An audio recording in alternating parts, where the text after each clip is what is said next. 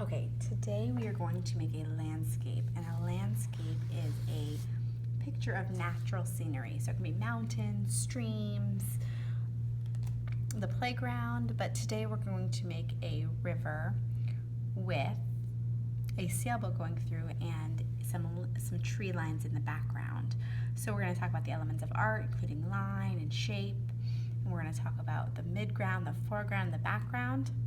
And we're going to start by holding our paper horizontally, which means it's longer than it is tall. And we're going to start with a line. And a line is an element of art. It's going to start with slightly raised and then go straight. Okay, so there's my boat. That's going to be the top of the boat. And we're going to bring the lines down to make it look more like a boat. Now, these lines are come down slightly at an angle, and then we're going to make a parallel line from this line. So we're going to basically follow it across. Okay, and there's our parallel line. On the front, we're going to make a shape, and a shape is also an element of art. A shape is a closed form. And this shape is going to be a little like a rectangle, except it's going to get skinnier as it goes down. When you're finished with that, we are going to measure, and to measure we're going to use our fingers. I'm going to use my fingers, but if yours are smaller, you probably want to add a finger to your measurements. Now I'm going to take 3 fingers, and then I'm going to make a dot. This dot is going to be where the mast is. The mast is the pole that sticks up in a sailboat, and then I'm going to make the top. I'm going to go pretty far up to make the top of the boat, probably right here. If you make a dot and you feel like it's too short, you can make another dot above it and then connect all of them.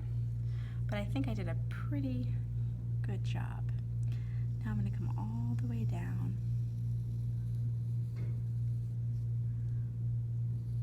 And I'm going to connect and make a rectangle.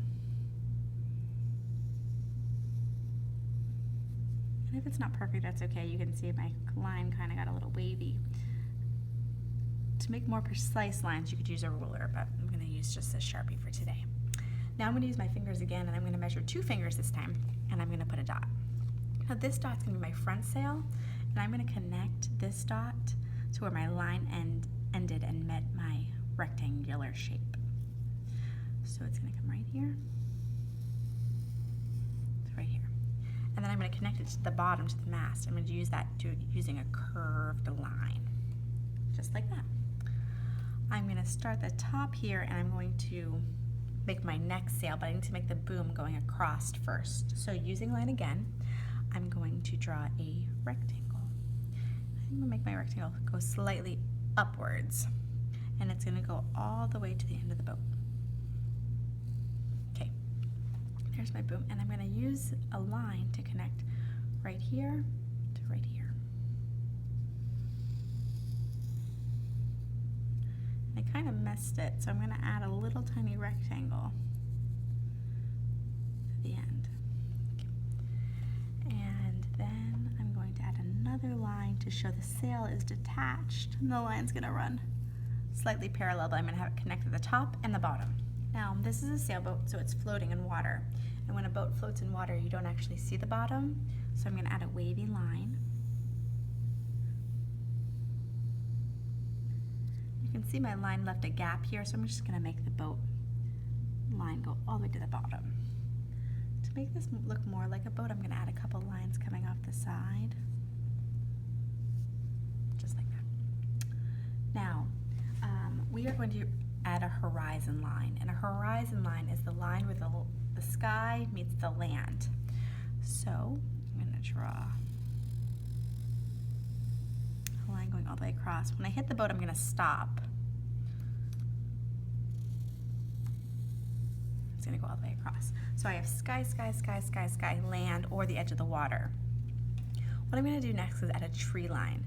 And I'm going to make this sky until I hit a tree line that's going to be right behind the boat. That's going to be my background.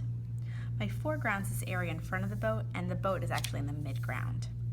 So my next step is to use organic shapes, which are shapes that don't have names, and make a wavy line, an element of art, and just kind of make a tree line. And There's really no wrong way to do this because trees grow every direction and they're so far away you can't really make them out. I'm going to continue the line. Okay, so those are all of our trees. This morning when I was driving to work, I actually saw an image similar to this, and it had a huge cloud in the background, so I'm going to do the same thing that I saw and add a cloud. A cloud is just another organic shape. It doesn't have a name, and it's going to be a closed form, and it's going to be huge. And we're pretty much done at this point. I'm going to add a couple more lines just to make it look like the water movement back here, and then you are complete. You have drawn a landscape. Now if you're going to color this, you want to make sure that your sky is colored from here all with the tree line. Your cloud stays shades of white or gray, and then this would be your green tree line. And that's about it. Hope you enjoyed it.